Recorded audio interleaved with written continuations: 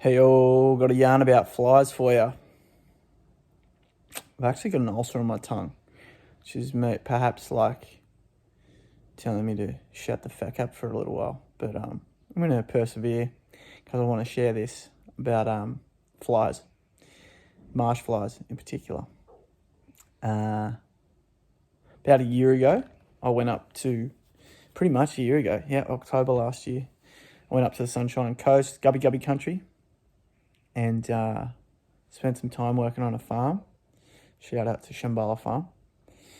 And over the month on the farm, living there, developed a few relationships with animals. Magpies were fun. Family of magpies come and steal, trick me. One would fly over and get my attention. The other one would whip in and hit the barbecue and steal something, and off they'd all go to feast. Eventually, we got on good terms. They stopped doing that. But the one that stuck with me the most is a connection to the marsh fly. If any of you know what a marsh fly is, big, thick fly. Bzzz, can be quite loud when they come around. Anyway, they bite and they hurt too. Like they properly hurt. Anyway, these flies would land on me, and normally I would just smack it. Reaction, they're going to bite me, smack it off. And after probably about 3 weeks, the fly would land on me, and I noticed that it was just chilling, just hanging out. It wasn't biting me, even when it would find its way onto my skin. I thought, I wonder what's going on there. So anyway, I stopped trying to swipe them. And I left the farm, and I came back, and the fly landed on me, and my reaction again was to swipe it and hit it, and I kind of lost connection with it a little bit. Anyway, I got bitten a few times. It just took a little while. Sure enough, it stopped biting me. So this is cool. And since then, I've been having marsh flies just pop in at different times just to let me know if I'm on track or if I'm in the right place. One such example, I was down at my stand spot here on Comby country on the Gold Coast. Stand spot by the river. It's beautiful. You see all sorts of things. Kangaroos. We see black swans, black swan family. All sorts of birds.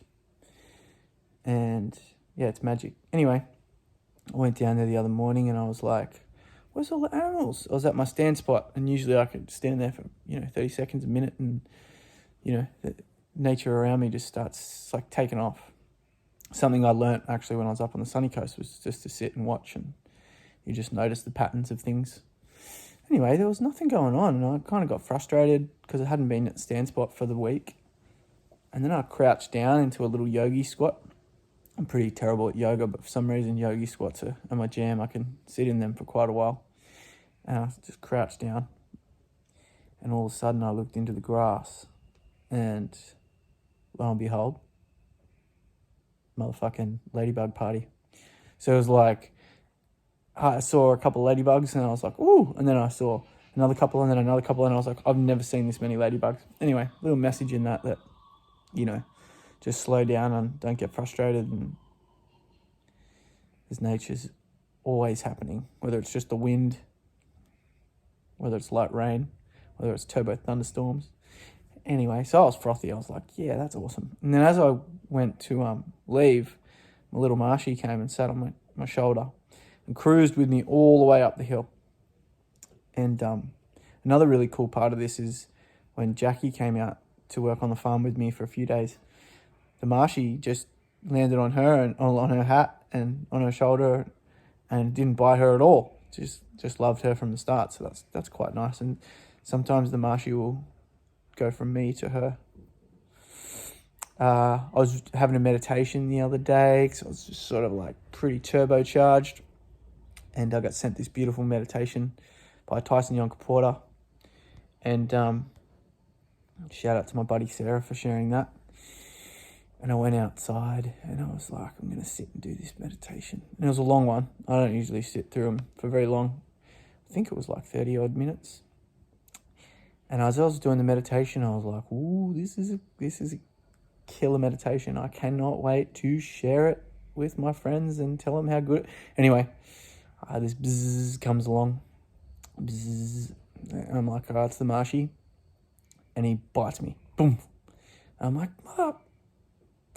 And I realised I sort of swiped him away.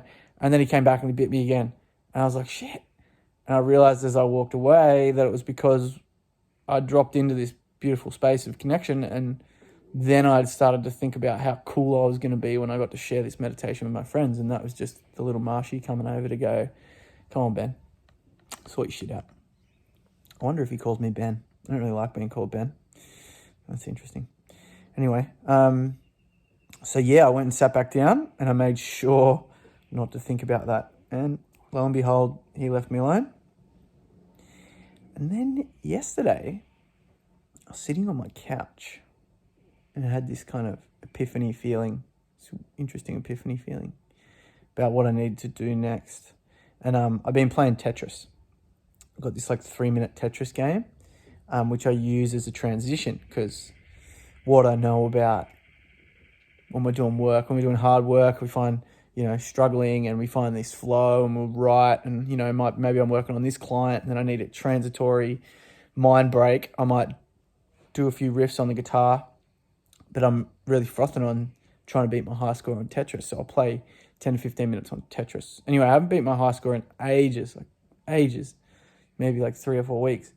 And in comes the marshy, and he never comes in here. Like, I don't think he's ever been in here. I've been here for like 8 months, I think now. And comes and sits on my knee. And I was like, okay. And the reason I like Tetris is because I can drop into a flow state, and it's kind of like really tangible. Like, anywho, he sits on my knee. And yeah, I broke my record. And then he chilled on my leg for a while. And then I was kind of like, that idea I had, I didn't write it down anywhere. And I went to get up and he jumped off and he landed on my computer. And he just chilled on my computer. I took this photo of him actually. And he was like, dude, write your idea down, put it in there, get the ball rolling on it. And so I did. And he flew out the window and I haven't seen him ever since. And the other really cool thing was when I was I'm working on a farm, 10 minutes up the road, organic farm. Just started working there. And I was with the lads and we're driving around on the quad and I was on the back. And here he comes. Lands on my leg again. And I tell the fellas the yarn, this fella shows up usually to tell me I'm doing something wrong, but when he shows up and he doesn't bite me, it means I'm where I'm meant to be, which is really interesting. And I mentioned this to my Indigenous mentor as well, just having a yarn about that kind of stuff, and it's not like whoa, that's your spirit animal or something like that.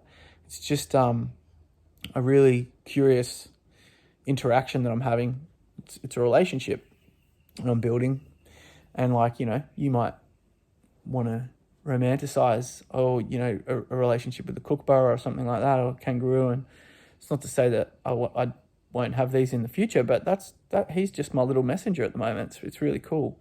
And I actually mentioned it to another fella, and he said, oh yeah, they're good.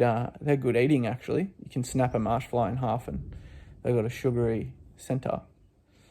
So I'm not going to do that, but it was a fun fact.